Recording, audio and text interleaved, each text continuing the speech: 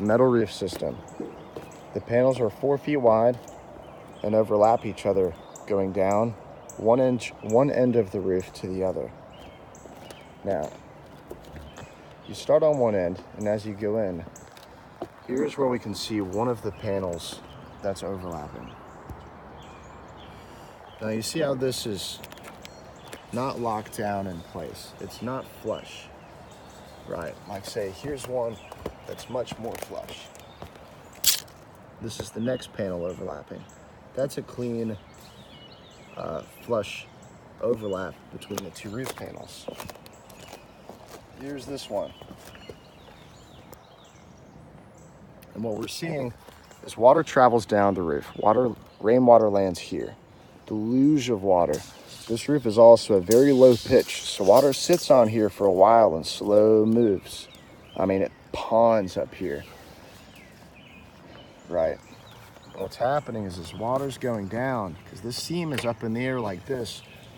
Water ends up underneath, and then as it travels, water travels all different types of ways. It's gonna end up wrapping over the rib underneath and get right into the home.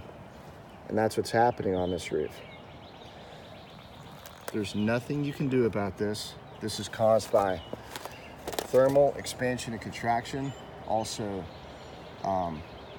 any type of warped decking, any type of uneven rafters, all the things that happen in an old home that's settled over time is going to show up on the roof first, and issues like this at the seam.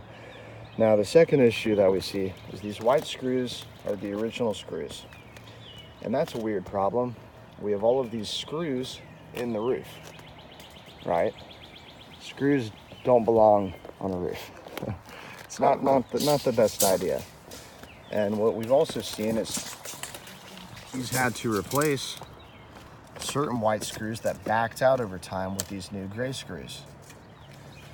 Because due to thermal expansion and contraction of the metal panels itself and the actual home, right, the wood frame and the metal are all moving and breathing in and out due to heat.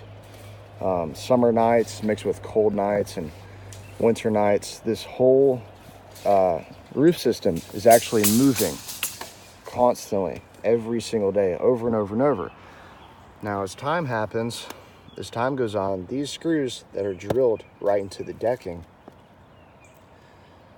as the panels get hot, the panel wants to stretch out, but the screw isn't moving.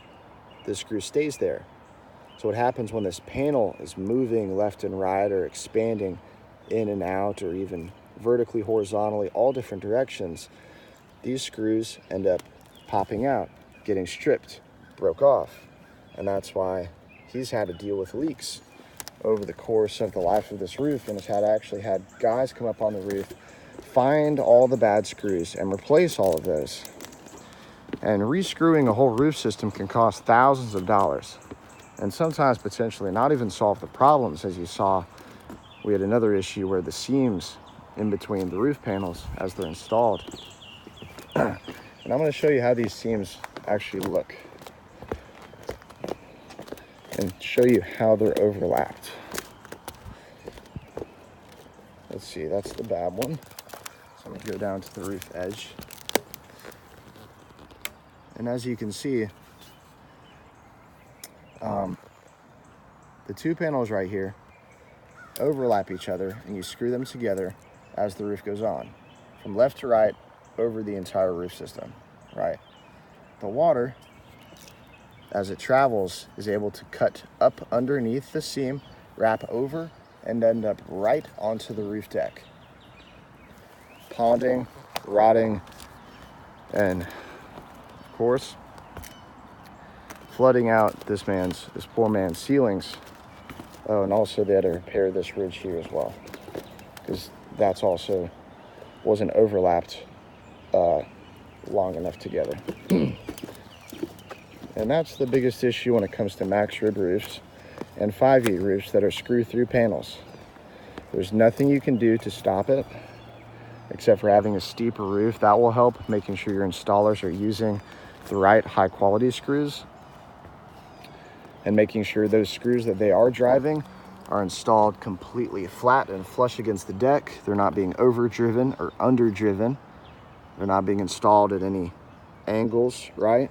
They're being installed perfectly flat going down. And that's another thing you got to watch for. There's multiple guys with drills up on your roof. So what does that mean? I mean, you got 1,000 screws. Just say 1% of their screws are bad, and they're, say, driven at a slight angle or overdriven, and they can't even tell it's overdriven or underdriven. That's also going to cause leaks as well in the future of your home.